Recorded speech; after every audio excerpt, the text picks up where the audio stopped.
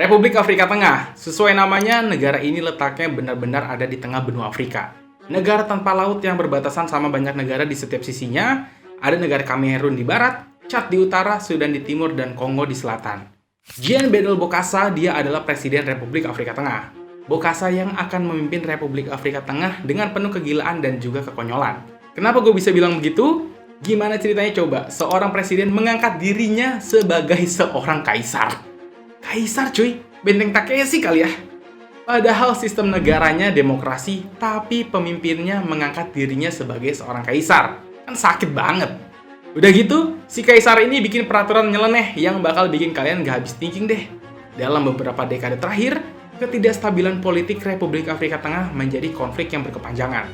Pemerintah Republik Afrika Tengah langganan kudeta mirip kayak Myanmar ataupun juga Thailand.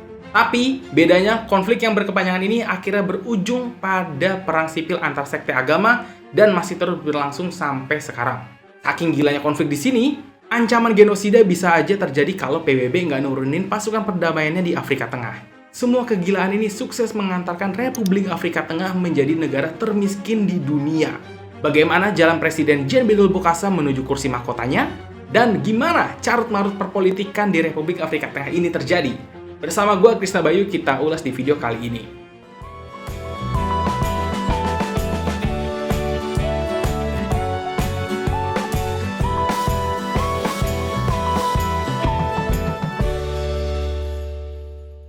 Kedepannya Republik Afrika Tengah gue singkat aja kali ya, jadi RAT. Lumayan nih, pegel juga nih rahang gue. Nah, konflik ini berawal dari konflik politik para pemimpin RAT yang nggak kompeten ngurus negara.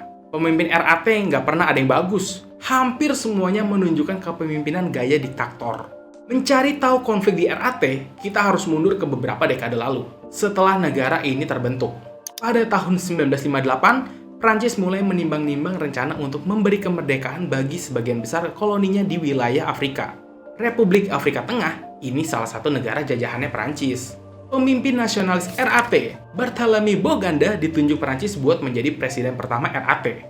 Ketika menuju ibu kota Bangui pada 29 Maret 1959, Boganda keburu tewas dalam kecelakaan pesawat yang misterius. Disinilah terjadi kericuhan politik. Tentang siapa nih yang bakal gantiin Boganda? Abel Goumba, tangan kanan Boganda kala itu, menggantikan posisinya sebagai pemimpin RAT. Sebulan kemudian, terjadi kericuhan politik yang akhirnya membuat David Dacko mengambil alih kepemimpinan dari Abel Goumba. 2 bulan setelah mengambil alih pemerintahan, Dacko lagi-lagi mencopot jabatan Menteri Keuangan yang dijabat oleh Abel Goumba. Panaslah Abel Goumba. Akhirnya, dia membuat partai oposisi yang bernama Democratic Evolution Movement of Central Africa, atau disingkat dengan MEDAC. Dari tahun 1959, Dacko mengambil kursi kepemimpinan. Sampai tahun 1965, Afrika Tengah terus berada dalam situasi semeraut. Secara politik dalam negeri, mereka berantem mulu. Udah gitu, mereka harus menghadapi sengketa sesama negara-negara tetangga. Di sektor ekonomi, digerogoti korupsi yang mengakar. Republik Afrika Tengah ini terhitung baru merdeka. Ya, namanya negara baru merdeka kan ya. Pasti ekonomi negara masih terseok-seok. Salah satunya pendapatan negara juga masih minim. Nah, masalahnya Dacko mengangkat banyak pegawai sipil. Kebijakannya ini tentu aja ngebebani anggaran negara. Akibatnya, muncullah korupsi di berbagai lini sehingga pemerintahan jadi nggak efektif. RAT sempat menerima bantuan keuangan dari China, tapi bantuan ini nggak bisa dimanfaatin dengan baik.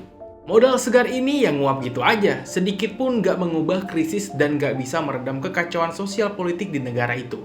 Inilah yang mendorong Jean Bedel Bokassa buat ngerencanain kudeta. Lucunya, Bokassa adalah sepupu Presiden Dacko. Dacko tahu rencana sepupunya mau mengkudeta dia. Dacko pun bersiap dengan membentuk Gendarmerie, yaitu sebuah pasukan militer yang bertugas memastikan kedaulatan hukum di wilayah negara. Gendarmerie ini dipimpin oleh Gen Izamo. Walaupun isu kudeta udah disadari Presiden Dacko, tapi kudeta tetap berjalan sesuai rencana. Dengan bantuan Kapten Alexander Banza, Bokassa memulai kudeta pada malam tahun baru 1965. Kapten Alexander Banza berhasil menangkap Izamo, kemudian menguncinya di ruang bawah tanah Camp de Rocks. Ibu kota Bangui pun menjadi sasaran pendudukan. Bokassa beserta pasukannya berhasil melumpuhkan pasukan Gendarmerie. Presiden Dacko berhasil ditangkap di ibu kota Bangui yang kemudian dia diasingkan. Bokassa pun berhasil menjadi presiden RAT lewat jalur kekerasan. Bokassa beralasan kudeta yang dia lakukan terhadap Dako buat menyelamatkan negaranya dari pengaruh komunisme. Saat itu juga dia langsung memutuskan hubungan diplomatik sama China. Apa kepemimpinan Bokassa lebih baik dari Dako? Lebih hancur? Iya. Nih, di awal pemerintahannya aja, Bokassa membubarkan Majelis Nasional, kalau di kita namanya DPR MPR. Bokassa juga menghapus konstitusi.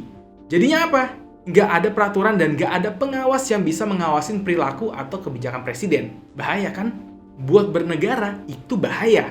Tapi itu yang Bokassa pengenin. Bokassa juga mengeluarkan dekret atau kata lainnya adalah hukum.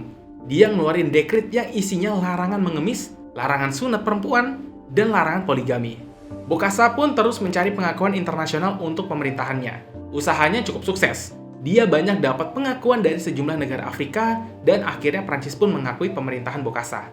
Belum lama Bokassa mengongkang-ongkangkan kakinya di kursi kepresidenan, bulan April 1969, Bokassa mau dikudeta lagi sama orang kepercayaannya, siapa lagi kalau bukan Kapten Alexander Banza. Cocok lah ya jadi judul sinetron Indosiar. Tapi upaya itu gagal karena Bokassa sudah duluan mendapatkan informasi.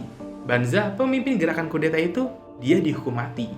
Masuk ke dekade 1970-an, Bokassa selalu berhasil menghalau segala hal yang mengganggu posisinya.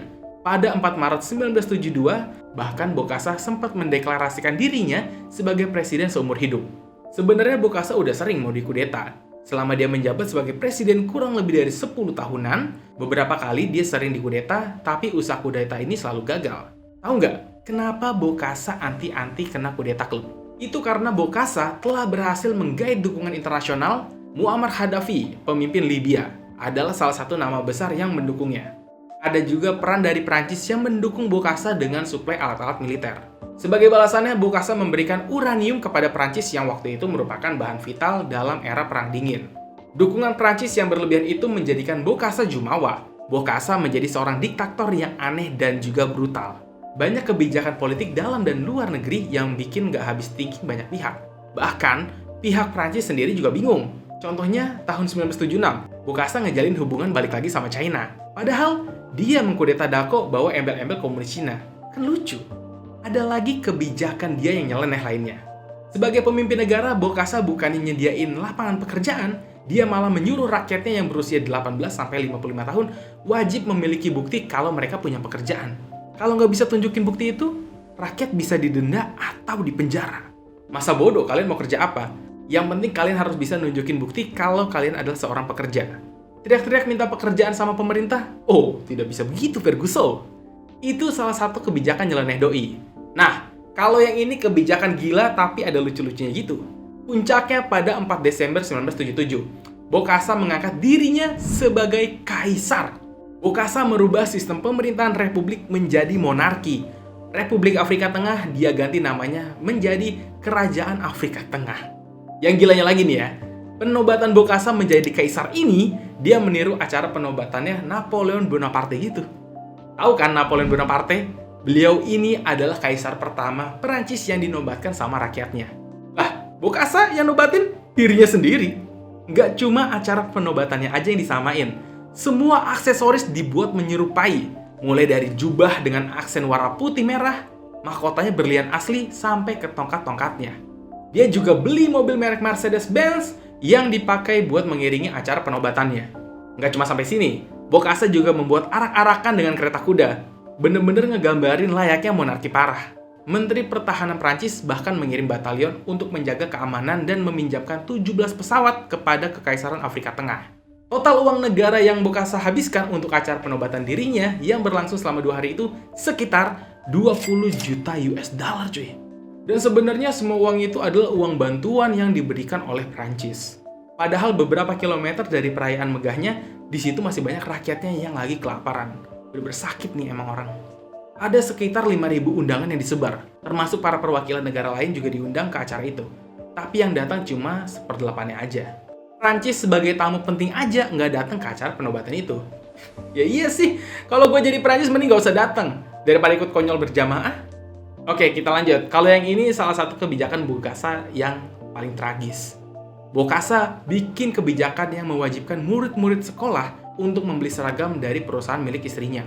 Para murid tersebut akhirnya melakukan aksi demonstrasi, namun pasukan pemerintahan mengatasinya dengan cara brutal. Sebanyak 100 anak-anak serta remaja tewas dalam aksi tersebut. Komisi 5 negara Afrika menuduh Bokassa ikut andil dalam pembantaian itu. Walaupun penyelidikan keterkaitan Bokassa terhadap kasus pembantaian anak nggak jelas hasilnya.